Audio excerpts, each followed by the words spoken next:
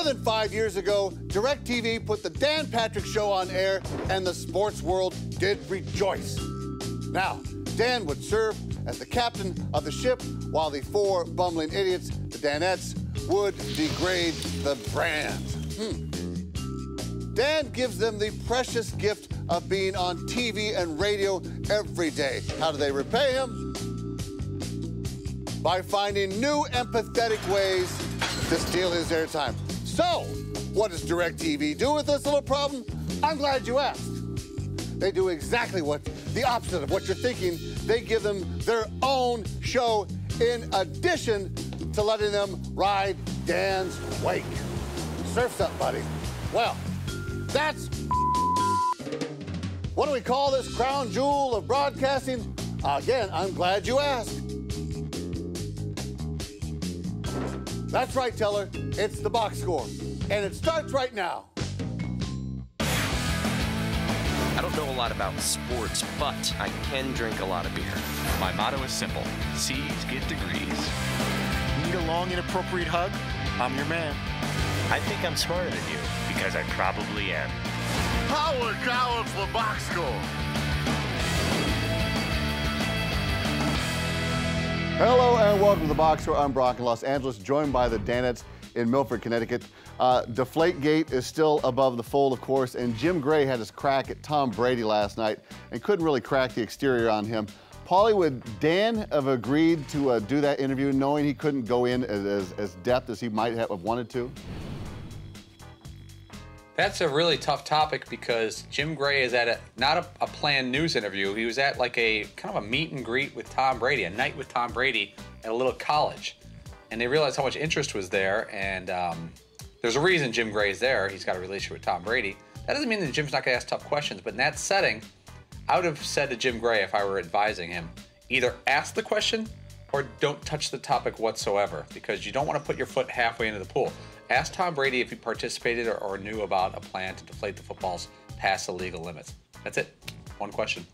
If he says no, then say, well, then how do you feel about this investigation? 2 questions, then you're out. Instead, he did 6 nibbling questions, which appeared to be good questions, but I don't think were. Well, the man that took the real tough questions today was Brady's agent, Don Yee. He called in and Boss grilled him.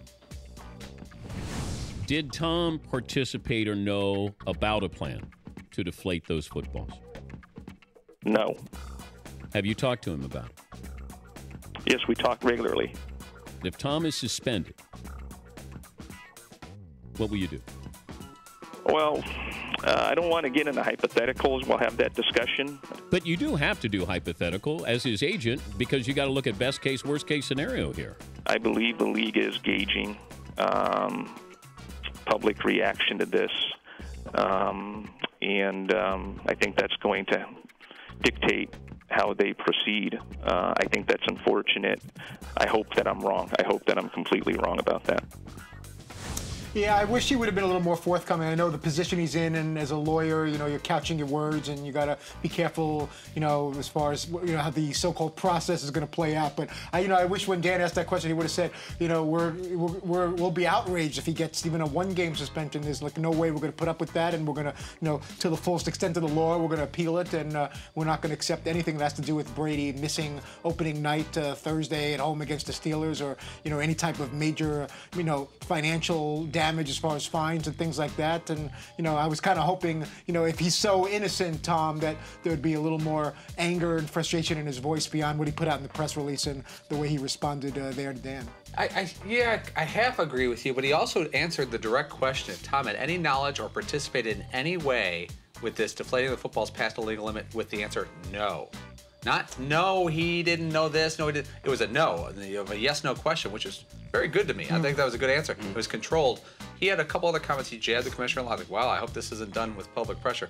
Yeah, you would like to have seen him say, but I think he was holding back and like, when the facts are in, I'll comment. Well, see, I kind of appreciate, as somebody who reacts immediately, like on instinct and passion, and like, I just like, oh, everybody's stupid. Yeah. You know what I mean? To see somebody who's really measured and calm and in control and still getting their points across, I appreciate a lot more than a screamer like me. And he could have easily said, like, to your point about just being on record saying no, he could have said something like, from what I understand, or from what I've been told, no, and something cute leading up to the no. He just gave that one-word answer saying this did not happen.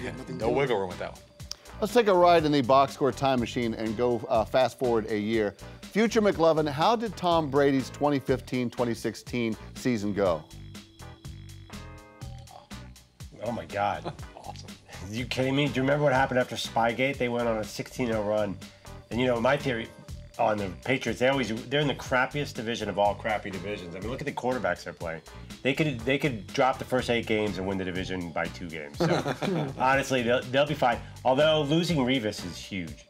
Because actually they didn't win that Super Bowl because they cheated. They won because they hired Revis, a mercenary. And actually, also, if you look at it, I think he was talking about the perception of Brady. If you don't like Brady before 3 months ago, you probably dislike him more. And if you like Brady or loved Brady as a fan of his, you probably like him even more. Like, hey man, that's my quarterback, doing whatever it can to win and screw these silly rules. So I mean, he just strengthened his bond with those 2 different communities, I guess. Very good. Hey guys, it was announced that Brady fanatic Bill Simmons would not get a contract renewal by ESPN. Paulie, who is on the Mount Rushmore of ESPN cast-offs?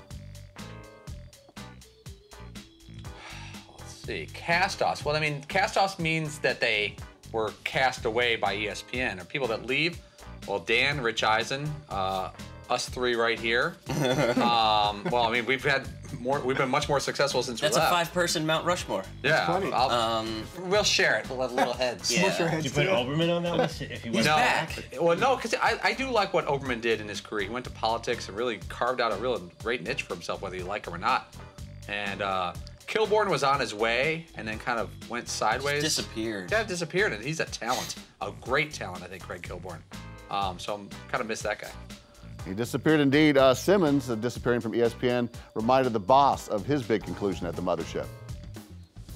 It's big news, but I'm not surprised. And the fact that ESPN said, we're not renewing his contract. That sounds familiar. Yeah, that was such a power move. Because I was fired. They said I got fired. One guy said well, the other guys didn't refute it when they could have. Yeah. One guy said it, but there are others who could have said, no, he didn't get fired, he chose to leave. Did you walk down the hall with a box of stuff while everybody just kind of shook their head sadly? Well, no, that's when they don't look at you. Oh man, It's that was the craziest day ever. It's like the Green Mile, you know. I was just walking like this. Oh my God, that was the worst day ever. Those were awkward times. Like, it was tough because it was like we were cool with Dan, but certainly not as cool as we are now, you know, and had a great relationship. And he was clearly going through a tough time with management there. He was clearly having a tough time, sort of like wondering what the future was. I think there's a lot of question marks there, certainly a lot of fear. He wasn't always in the best mood.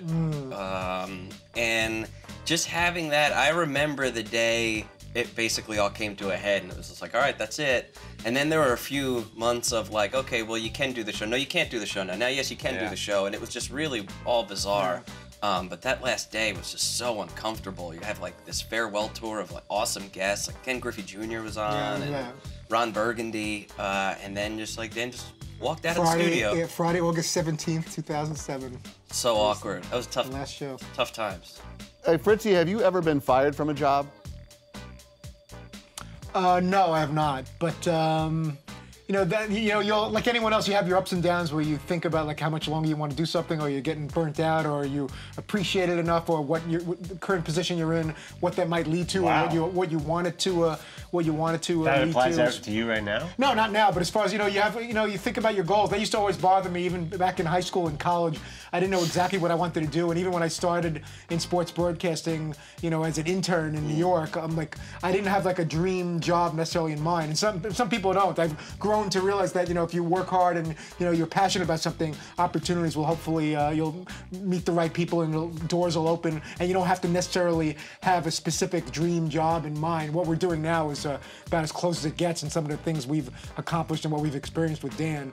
But no, I was never shown the door at a job. Well, this is certainly my dream job, and hopefully Bill Simmons doesn't want to do it, because that would mean I would have to go back to dinner theater, which I was fantastic at, by the way. We're going to take a break, and we're going to talk to a detective from DPPD. If I was a cop, my cop car, the Ram 1500 Eco Diesel. Every truck can climb a hill, every truck can haul a trailer, do all that stuff. But not everybody has the most fuel-efficient half-ton truck on the road. Get more facts at ramtrucks.com. Guts Glory, Ram.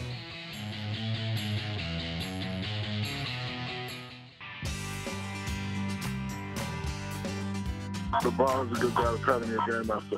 Wait, what's going on in the background? I'm in my police car. Don't worry about it. Wait, are you pulling people over? No, man, I'm a detective. I wear a suit and tie to work. Because nobody would know it's you if you have a suit and tie on. They wouldn't be able to recognize you, right? Yep, you're right. They always say, you look like that. Like, I hate Shaq. He's up free throws.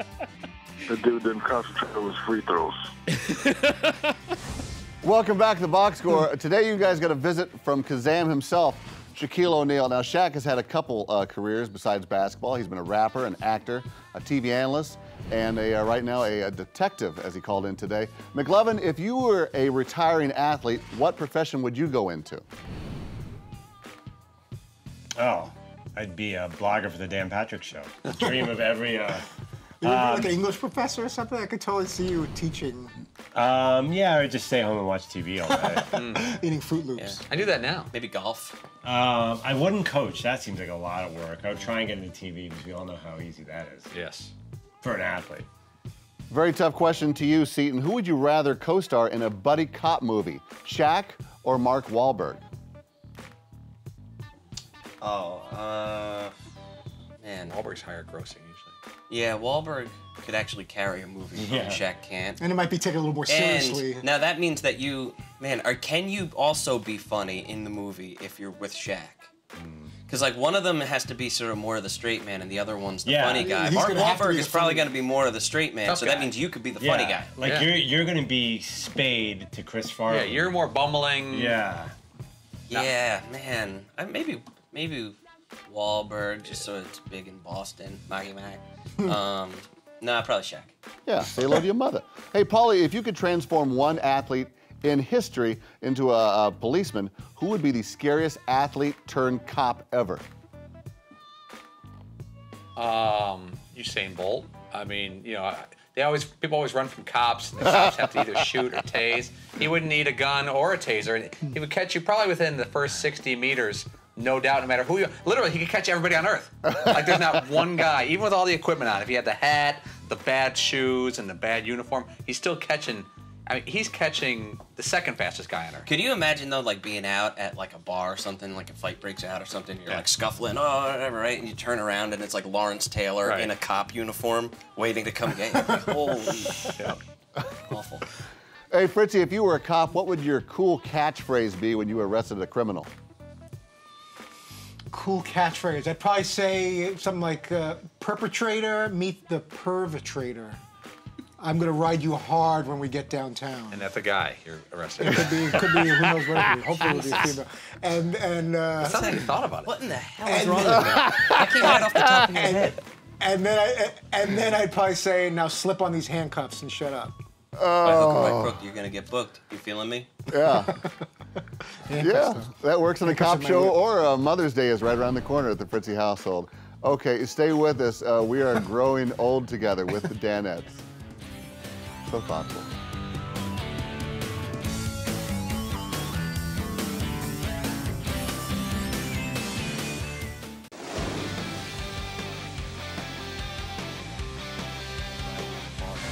All right, we're back here in the box score. Guys, as the president gets deeper in his term, we've all noticed how much he has aged now. You guys have been on TV just a few months less, and he's actually been in office, and boy, you guys have aged a little bit too. But we'll get to that in just a second. There is an application out there in the interwebs where a user can upload his photo, and it will tell you not how old you are, but how old you look. Now, we may have or may not have plugged you guys into this application. That being said, Paulie, let me ask you, who has aged the most since you guys have been on air? Take a look at you guys, fresh-faced here in 2009. Oh, my God. Yeah. I know I weigh the same as I do there now. I would say me out of that group. Seton, but it's more of a choice because Seton's got the beard. If Seton was clean shaven, I don't think he'd look that much different. So I would say, and Andrew's hair has gotten darker. So I would say me. Because Fritzy lost like 30 pounds. Well, I believe the application, if we plug in the photos here, this will tell you how old you look in that one, 28, 37, 28, and 36. They seem fairly accurate. Let's punch in today and see what we come up with. There we go. 43, 30, 60, and 37. McLovin, you have surpassed everyone by 23 years. What say you? What was that? Oh, man. That's crazy, dude. I mean, Fritzy, 30. 30. Yeah, I mean, no, 30. What the hell is that all about? I paid off a couple of the. I mean, it's factually that you're balding. As I am, I'm losing my hair up top. You're more balding a little more. I mean, you don't look like a 30-year-old man in that picture. But if you maybe it's just if you do this little square of the face like they have it, little button nose. That's a very generous. See, now they're almost dead out at our ages. Yeah. I'm about to turn 37. So. Well, Seton, we got one here for you. You are the resident tattoo expert. Perhaps you can tell us who looks older here: real life Paulie or tattoo Paulie? No. Well, tattoo Paulie looks old in the tattoo. Yeah, he looks like that's gonna be Paulie at like 75. He's still going to have the same hairline. He's just going to get a little more wrinkly, still with the big smile. Plus, my tan is a little better than Sugar's tan in his leg. Yeah, you're going to be a little more leathery as you age. Let's punch it into the application and see what we come up with here. It apparently, Paulie Inc. is 7 years older. So you are younger with that tan. Nice. Good I'll on take you. that. Fritzy, how about your row buddy? Which McLovin is older? Is it Elvis or Mr. Tendercheek, courtesy of Ann V? Wow. I'm going to say the picture on the left that would look like a 36-year-old, and on the right would be 41. Well, let's see what the application has to say about this. If you punch it in, it comes up with the fact that the king of rock and roll is a little bit older than getting slapped in the face. So, I guess that's an advice to you to stay young, get slapped by Ann V as much as you can.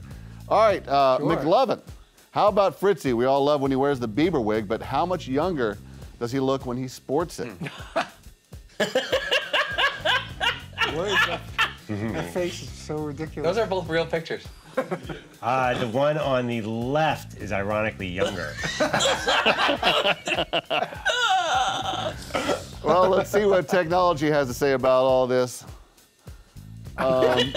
Apparently you were just a bit off. You got to wear the wig. 22 years younger in the wig. Wow. 22 years younger away from with the Justin Bieber wig. Very gassy in that one. And finally, we'll go around the horn, but we'll start with you here, Paulie. Who is older and by how many years? It's closest to the pin, Dan Patrick or Dan Lincoln? Who is older and by how many years? This is a tough one because Dan's hair is darker in the Lincoln picture, but he has an angry old man face going on. If they factor in the darkness of the hair, I think the Lincoln picture will be judged as younger. McLovin? You know, I think this is mostly focused on the eyes and like sort of the squintiness of the eyes. So I'm gonna say Lincoln's a little older. How about you, Fritzy? I'm going to say the Lincoln one, 7 years older. 7 years older. Nice. Seton? I'm going to say the real Dan picture is going to be judged as older only because it's way funnier that way. Yeah, and he has glasses. Okay, well, the humor agrees with you on that. Regular Danny's 27 years older. Boy, he may need to rock the beard a little bit more often, I'm thinking. 41 is what he really... Sort of looks like angry William H. Macy or something like that. All right, what did we learn here today? I would say that McLovin needs to get slapped more often, and maybe Todd needs to wear a wig like every day. Okay, don't go away because we are breaking records here on the box score, believe it or not. And you know who breaks a record every day? Yeah, the Ram Heavy Duty with its best in class towing, torque, and horsepower. This bad boy breaks records without ever needing to take a break. Ceaseless and tireless. Guts, glory, Ram.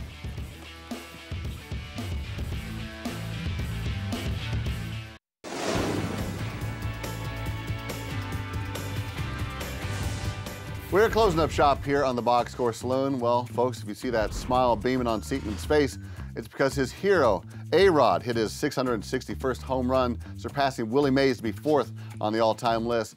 Now, he needs 53 more to get to the Babe. Seaton, are you rooting for him? Absolutely. Let's have the circus keep going. He's going to get 3,000 hits in that meantime, too. He's got a whole bunch of milestones that he's just going to keep hitting. And every single time, it's just like a total circus. More lawsuits with the Yankees over what they're going to pay him for each of those milestones. Oh, it's great. Yeah, absolutely. Keep going. Hey, McLovin, what's the greatest sports milestone you've witnessed in a stadium? Witnessed in a stadium? Oh, jeez. God. Sports milestone. I once saw Isaiah Thomas score 24 points in a quarter, which ranks like 13th all time in a quarter, which is nothing. Okay. I got it. I once saw Brem Moldovsky hit for the cycle in a Jewish youth baseball league. Whoa. That is a major accomplishment. Brem had a handicap. He was wearing a yarmulke. So when you're rounding second into third, and you have to reach up here because that yarmulke's flying up, Fritz, you know what I'm talking about. I could totally relate to that. So that'd be the Brem Moldovsky cycle. Moldovsky. Save that ticket. Boy, that is Meshuggah there. Paulie, same question to you.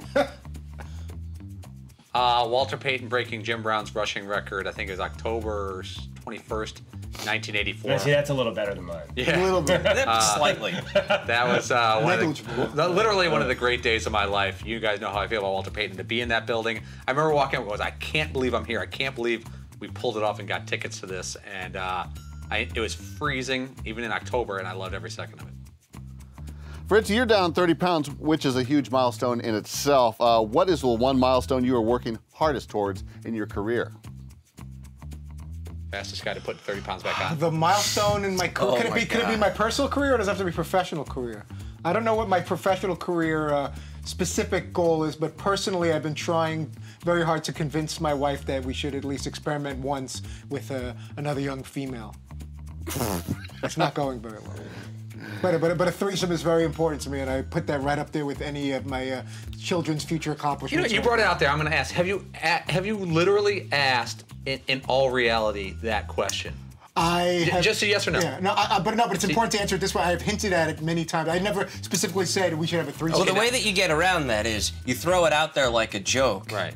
And then see what happens. But it's not a joke to him, and he's not getting any younger. It doesn't have to be. No, but I'll say you like your friend so and so, or you see our new neighbor over there. You're already so far off on how to find her attractive. Do you want some help here? Do you really want some help? Sure. You cannot bring up anyone in your community. Okay. You can't bring up anyone that has a relationship or friendship with your wife or you. It has to be literally a random stranger at some bar in Rhode Island. But then it becomes okay. Which you don't go to bars. No, but then it becomes the whole double standard, like, okay, if we do that, which is not going to happen, I'm not going to get my hopes up, then do we do it the other way, which I would have a... But you can't rule it out beforehand. You have to be open-minded and swinging, and then... Paul, do you have any experience with this? You sounded to have a lot of specific players. I may or may not. This young lady in Rhode Island. I may or may not. I'm just saying, Fritzy, if you really want something like this, you can't... Let me ask you this. I think I've asked you this before, but since we're on the topic, if you came home from work one day and you saw your wife, doing her thing with another female, whether you knew who it was or not,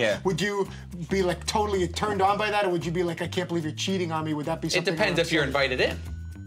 It all depends on the invite. I don't think you'd be invited. I think your wife would all of a sudden start covering up and feel like embarrassed. The first thing that everyone has to realize, okay, is that a threesome has absolutely nothing to do with the male. That's the only way that that happens. Yeah. It's got nothing to do with you. It's only about your wife and whatever she wants to do. And that's the absolute number one. But I would like to know what the what we would, or what the average person would think. Would that be like, oh my God, I can't believe you're cheating on me, or like, how hot is this? I just walked in to my wife fooling around with another woman. This is like the greatest thing, regardless of whether you're invited to. Are you guys gonna watch the box score today? Am I gonna watch it? Yeah. At home with the missus? Is this the way of doing it? This might be the way. That's interesting. My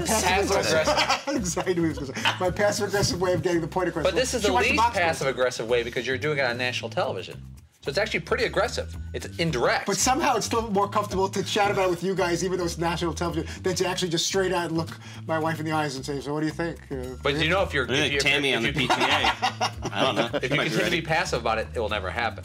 Yeah, and you will die. Yeah, that would be very depressing. I'm gonna have to step up and say, here, this is, just kind of spell out the plan to it, with Legos or dolls or ask a question verbally. Yeah, just it's say, a nice Mother's Day treat, I can tell you that. Yeah, it never hurts to ask. Mother's Day weekend, that's right. Never hurts to ask. Let this discussion propel us into the Mother's Day weekend. Fritzy, tell us who's on Monday. This is a tough segue. Four-time champion with the Yankees, former catcher Jorge Posada. Not three-time. Yeah, not three-time, four-time champion. Jorge Posada is due to be here in the Milford Man Cave. How about that? Due to be? That doesn't sound very confident. You know what? Because I got a little note yesterday. I'm just putting it on the table real quick. I know we're Is he in or not? Yes or no? Saying we're having some travel issues with getting him here. And already? I got a note during dinner yesterday, and it got me all worked up and upset stomach, everything. And then I got a note back saying everything should be okay, but it leaves the room for something to happen. I want another George Foreman situation. But yeah, maybe George Foreman comes out. We can only hope. All right, thank you, gentlemen. And Reggie Miller, of course. All right, we are back on Monday on 239 right here on Audience on DirecTV. The podcast is available on iTunes or at podcast1.com. Here's the 3 ways in Mother's Day. Okay. I don't know a lot about sports, but I can drink a lot of beer. My motto is simple. C's get degrees. Need a long, inappropriate hug? I'm your man. I think I'm smarter than you, because I probably am. Hey, thanks for watching the box score. Holy cow!